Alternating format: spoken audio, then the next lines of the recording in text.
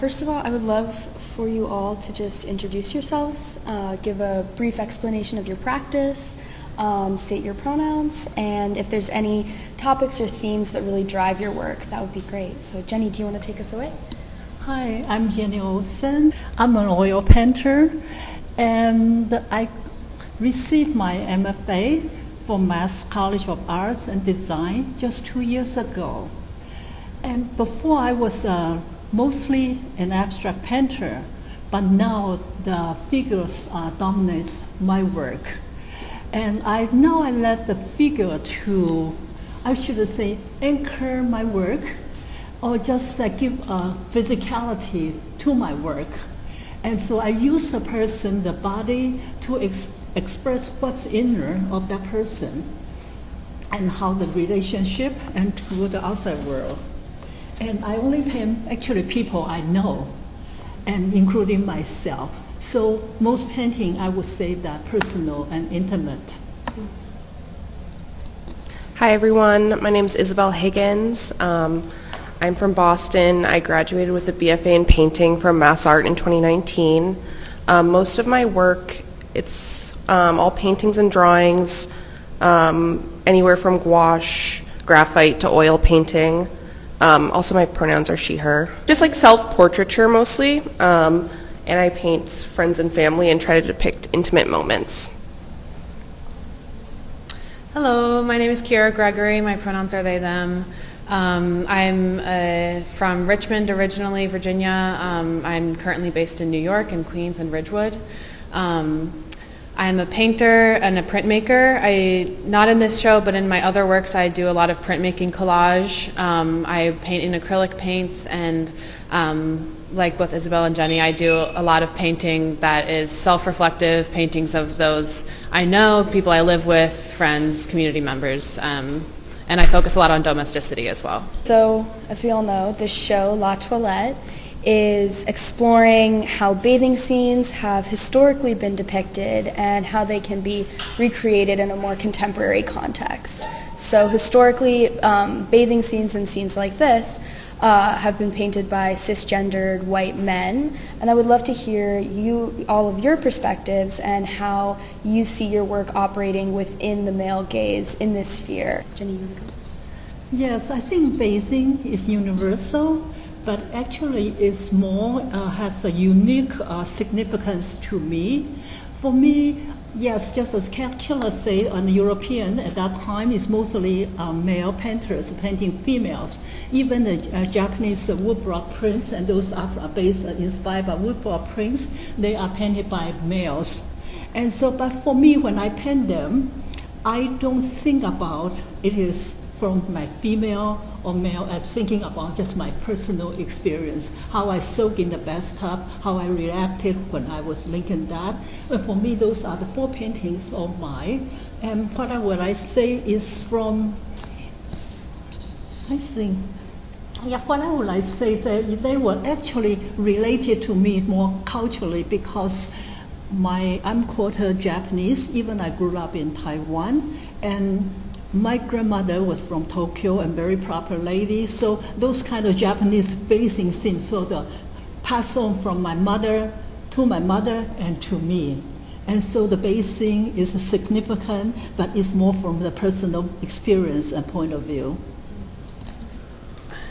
I feel like a lot of the way I paint in bathrooms is different from like the male gaze, because like Jenny said, it's more of a personal situation. It's like there's less of a voyeuristic quality to it. I think with historical paintings from a male perspective, it's usually quite voyeuristic, someone looking in on something that is less familiar. Even though bathing is universal and everyone does it, I feel like a lot of the historical paintings are focused on traditional female like habits of bathing, and you don't see many paintings of men bathing or men in the bathroom, because I feel like, as much as it maybe shouldn't be this way, a lot of like hygiene and bathroom and that kind of situation is associated with femininity, and I feel like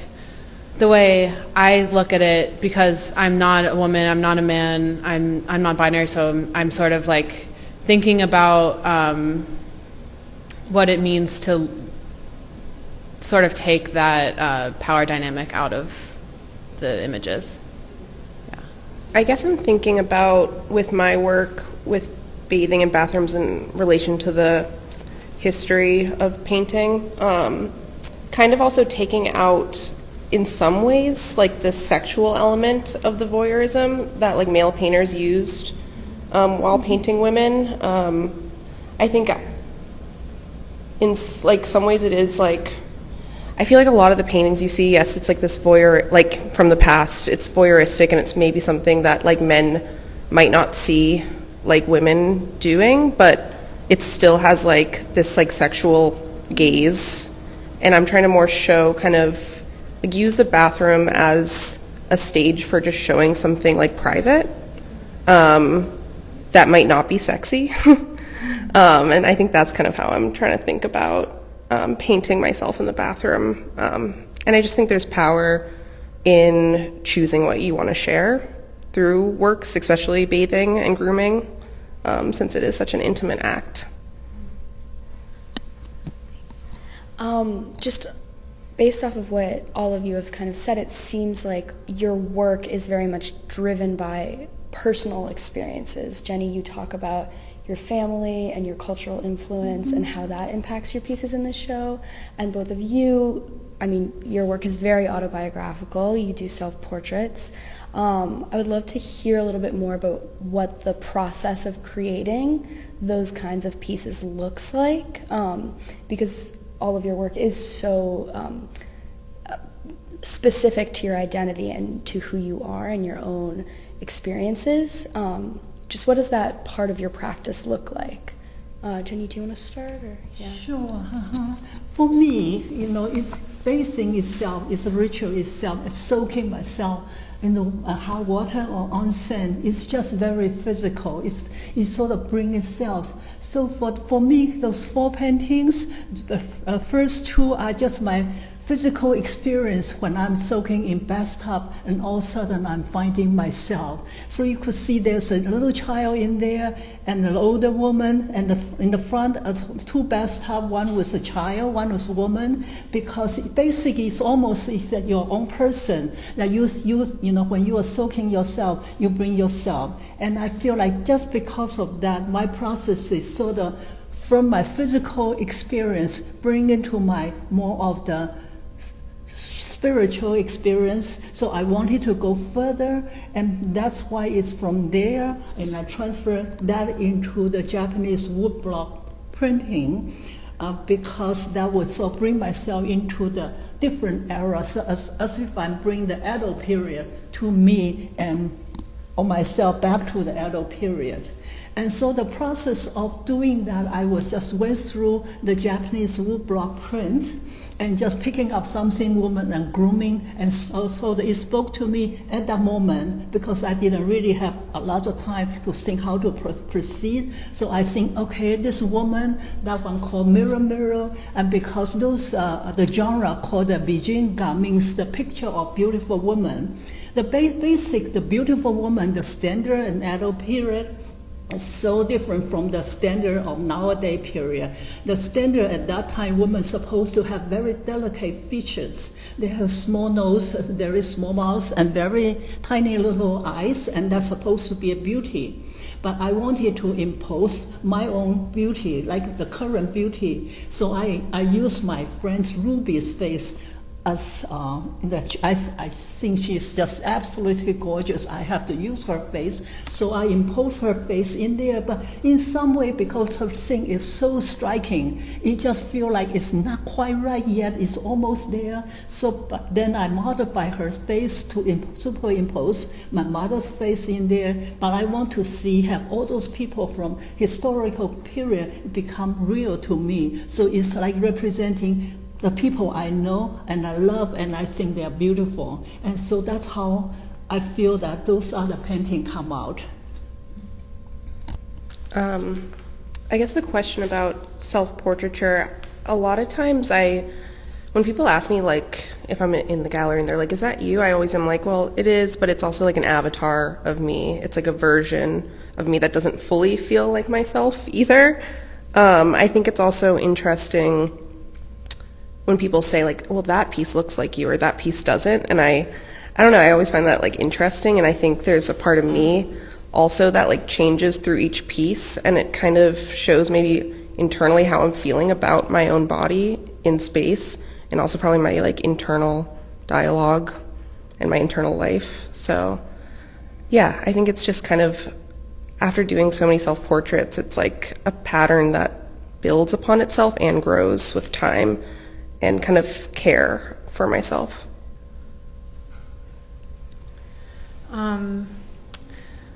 Process-wise for me, to get the compositions and the ideas for the paintings, I usually just spend a long time looking at stuff. And when you're in the bathroom, you're looking at yourself typically, because everything is reflective around you.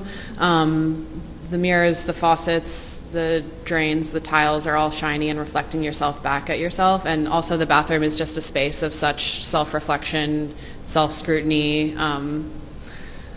And I think because I just spend such a long time looking, I usually get this idea in my head of like, oh, this moment, I need to paint it. And I don't really know what specifically that is, but I'll either take a picture or I'll make drawings. I usually make multiple drawings for bigger paintings and then paint from those drawings. So that's how the process usually is. Was there a question about self-portraiture?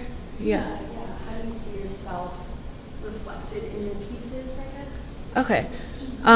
Yeah, I do a lot of self-portraiture as well, and it is that thing where it is me, but it's also an avatar of me. It's also can be a place for the viewer to put themselves in. There are some of them where it's interesting to look at yourself, and it's not like the painting I have of myself brushing my teeth and you see the reflection in the mirror. It's not from my point of view, but it's me, so it's this sort of disembodied, dissociated perspective of looking at myself from above and looking at myself from someone else's eyes, maybe. And letting the viewer put themselves in that position as well, if that makes sense. You all kind of talked about how Jenny, you spoke on how you combine a lot of faces to create an overall figure, and both of you are talking about how your works, like the end figure isn't necessarily exactly reflective of your own bodies. In terms of reflection, you all kind of work with a reflective surface. Isabelle, I feel like a lot of your work, it almost feels like we are the mirror as viewers. Jenny, obviously the piece right behind us, Mirror, Mirror, has that reflective quality, and Kyra, your work, also has mirrors involved in it. How do you see those kinds of reflective surfaces playing within the composition of your work? What do you think about, I guess, that element? I guess one of my favorite things, this is kind of getting at what you just said, is hearing that take on it, that like the viewer becomes the mirror. I mean, especially with my small works, I want it to be like an intimate moment with the viewer, and then I hope that like some of these moments, either like self-grooming with pluck or with how many times can I wash my hands, where it's kind of speaking towards like a compulsion that I have, that like someone might relate in some way. So there's that mirroring of like moments or fears or vulnerability that the viewer and kind of this avatar could have in space. I think about reflections a lot, specifically the sink faucets. It's something that I've just been visually drawn to for a long time. I've said before, the bathroom is such a space of self-reflection, and I think that is both literal and not. It's a moment to like literally look at yourself from different perspectives. And the faucet specifically I find really interesting because every faucet has a different distortion to it, and every bathroom you go to has a different way your body is reflected back at you. If you think more about the other aspects of the bathroom, not just the mirror that's reflecting yourself back, a way of relating yourself to the space you're in, I guess. I just find the reflections really beautiful, and the distortion in it, and especially in the faucet, the color that it becomes, and the separate little world that's created in the reflection is very interesting to me. I also think of reflections as a sort of like time distortion, so each reflection can be a different moment that's trapped in time. Yeah. Yes, I sort of agree with Kyra. The same kind of feelings, a separate time and the intimate space. And for just like paint, the self-grooming, even just the brushing your hair, the act of itself is like very self-reflectory. Your body let your mouth make yourself to look beautiful, or make yourself presentable, or just clean yourself, and that kind of thing is like all the things working is very reflective. But also in this mirror, I have little irony there, like the more of the poking of the Western culture in a way, because the mirrors on the wall, who's the fairest of them all, right? And so as a beautiful Ruby, and she's looking at herself, and she probably self-reflect and just to contemporary, like, am I beautiful? Or, or does people look at beautiful? How am I going to be? It's a lot of self-reflecting. I don't mean beauty is only standards, because my mom always said you don't have to be beautiful to be beautiful. But for them, beauty is much bigger sense of beautiful. So am I beautiful as a person? And so in a way, it's sort of make yourself presentable in the basing a ritual and your own space inside a very reflectory to me. And I hope that sort of come out a little bit, for my work. Within that vein of self-care and these intimate moments that we all experience, how do you see your work kind of contributing to that conversation in our contemporary culture? Because that is such a popular topic that we see in today's media and in the way that we go about our lives. How people are taking moments to experience self-care. And how do you think your work speaks to that dialogue? Being in the bathroom is almost the only time you're not bombarded with all kind of social media and everything in our life, and that's the only time you could close your doors unless you wanted to open to other people. So just being with the water, looking at the mirror, is just, in a way, it's sort of, I don't want to use the word sanctuary, but it's a private word. I think I've touched on it in this talk already a little bit, but I guess within my work I try to, it's supposed to be like healing for myself, like also, like, so if I'm painting an intimate, vulnerable moment or something of self-care, it's supposed to be healing to myself, but also I just hope that others can relate. I think it's hard to,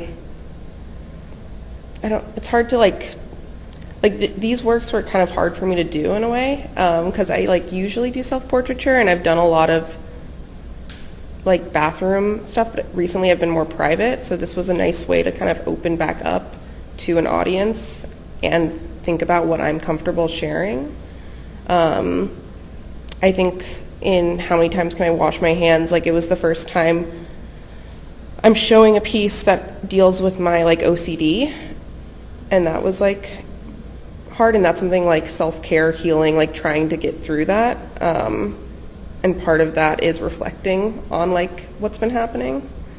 So that's kind of how I'm looking at self-care right now with this work.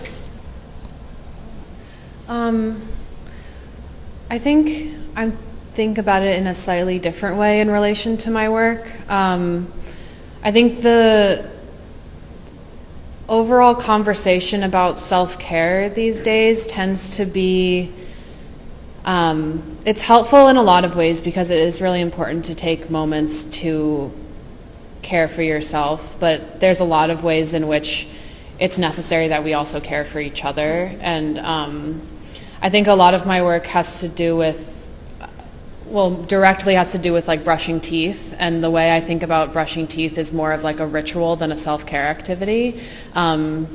It's something that, it is self-care, and we continue to take care of ourselves, but it's sort of raising the question of, it's like, how long can we just take care of ourselves while things become more chaotic and more violent in the world around us?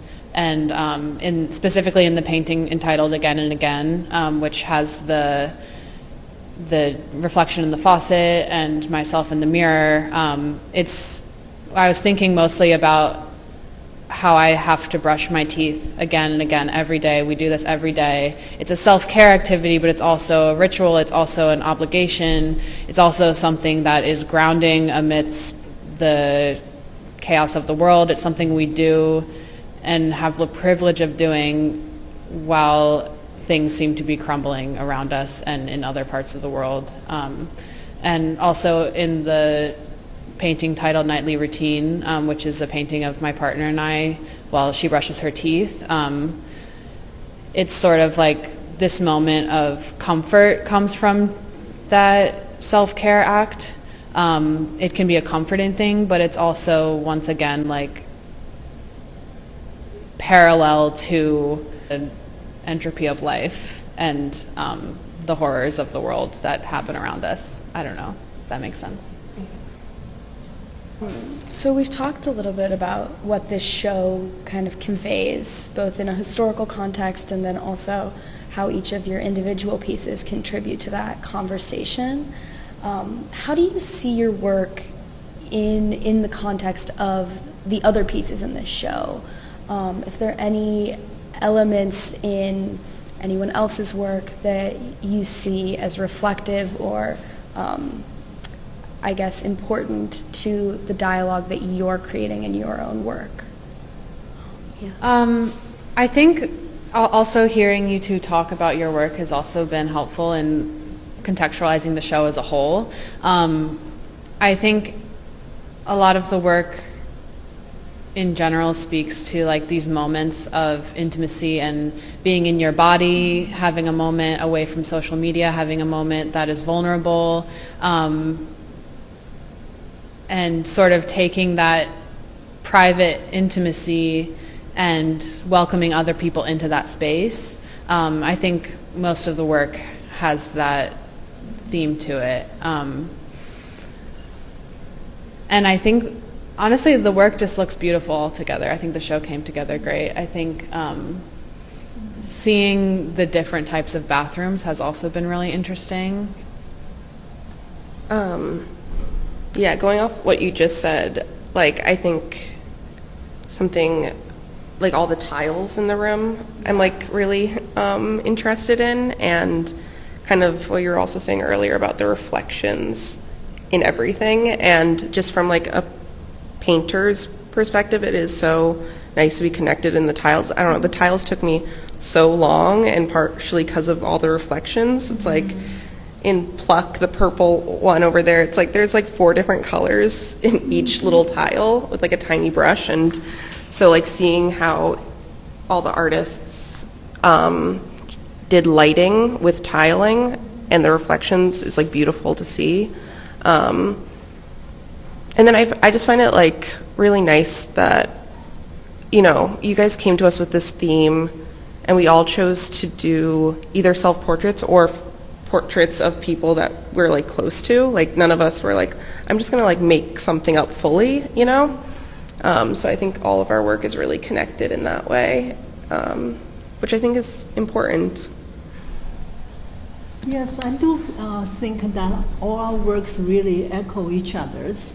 And even I say that to them, you know, those are the combination of my mom and and my beautiful friend Ruby, but some of them actually sort of self-reflectory. You could see that blonde woman, that actually is myself in disguise in the bathtub. And I feel like you just looking at that, there are so many people, the same painting, the brushing hair, the same kind of gesture. And so the other one, Kyra's the mirror, and mirror has the two people there. It sort of echoes like what my paintings, because I like to usually have one child and a different persons all in the same painting. And I feel that painting is almost could be my painting. Like if I put a mirror in there, it could be mine. And I also look at the Isabelle's, the one, I do not know the title, but the last painting over there. Mm-hmm. And that physicality is almost, I feel like I want to have a physicality like that. It's like I wanted to have to be a body like that. I want to be in the bathroom just feeling that what she is feeling. And that what that painting really echoes mine. And I feel like unintentionally, like our work all speak to each other and reflect our insights. And I thought that makes this show is kind of cohesive in many ways. When I approached all of you to be in the show, I was kind of hung up about on this whole topic of the theme of La Toilette, in reference to the famous painting by Toulouse-Lautrec. Did you all look it up, and then kind of study a little bit about the history or the canon of the subject on the subject of bathing and washing, before you then launch onto these paintings?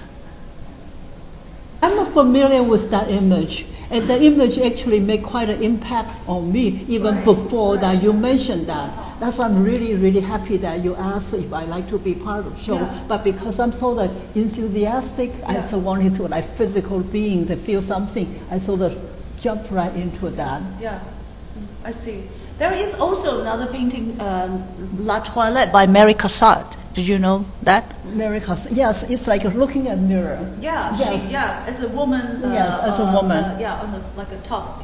Yes. Yeah, so with the half a body. Yes, naked. I did look at her up as well. As well, right? Yes. Good. Yeah. Right.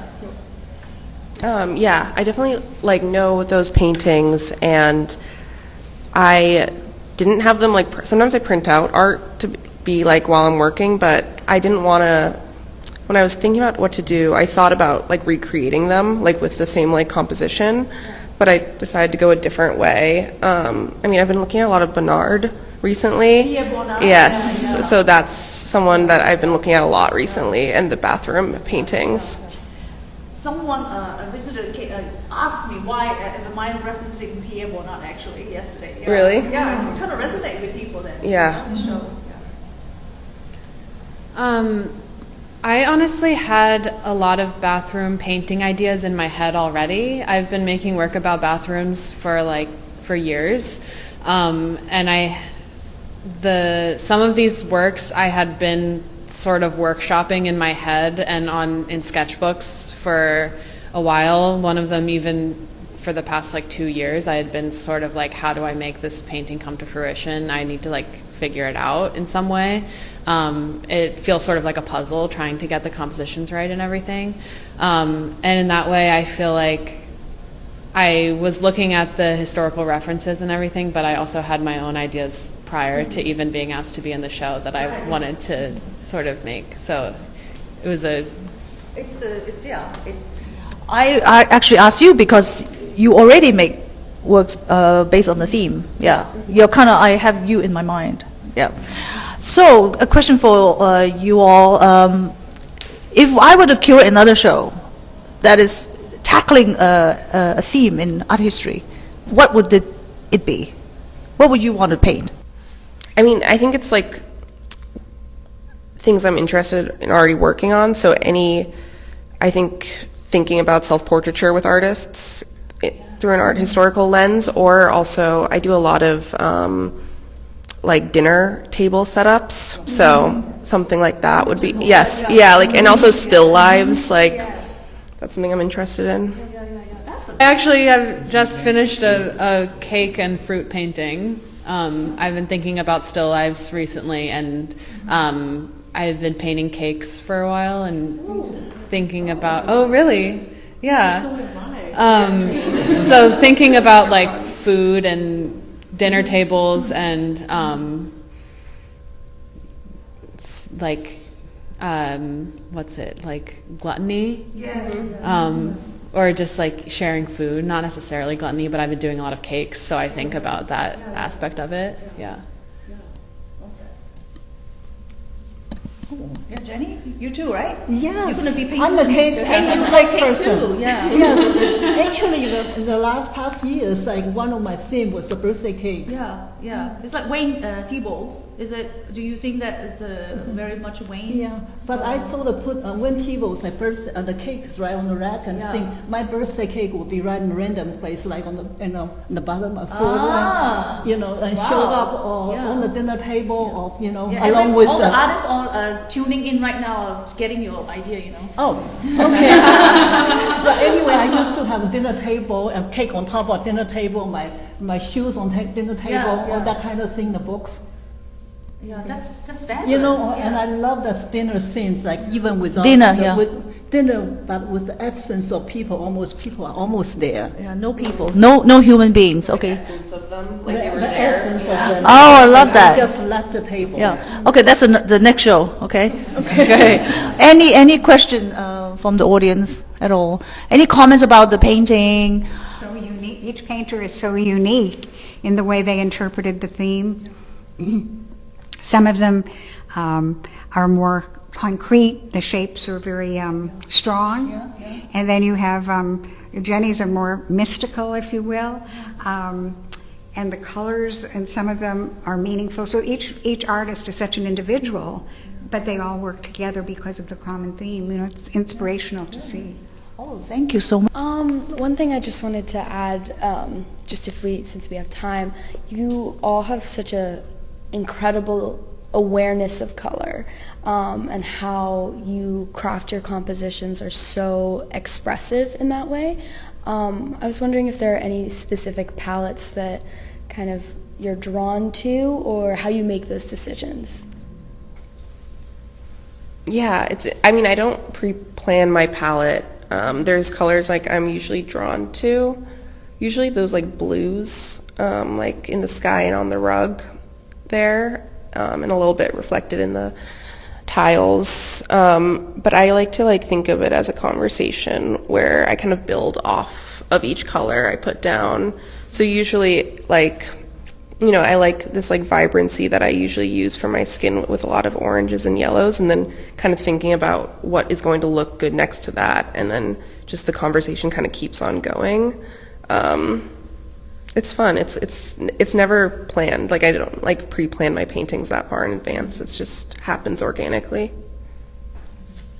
Yeah, I think I'm with Isabelle, and I don't plan my colors. It comes just naturally. Depends. Almost, I wouldn't even say that what I want to paint is because when at that time I feel that certain color comes to me, and I paint it that way instead of planning ahead of time. And plus, I get kind of bored easily, so I change from sometimes paint a lot of red ones, and all of a sudden I change totally phthalo green. And next thing is I'm getting sick of it. I wouldn't say getting sick of it. I just go through different rhythm and different times, and I do painting accordingly. I feel kind of differently from the two of you, actually. I get really obsessed with the color. Right now, as you can kind of see from all these works, I've been really into this yellowy green. And a lot of that has to do with the actual lighting and the mood of the bathroom that I've been painting. So in that bathroom, the light kind of feels like that, and I feel like with the color, I'm really aiming to get a specific feeling from the colors. And when I feel like I get the color right in one painting, I sort of try to make them be in conversation with one another, and so it feels like the ambiance relates, so you can tell they're in the same mood and lighting, if that makes sense. So I guess when I first started painting in a series, or if I'm starting something new,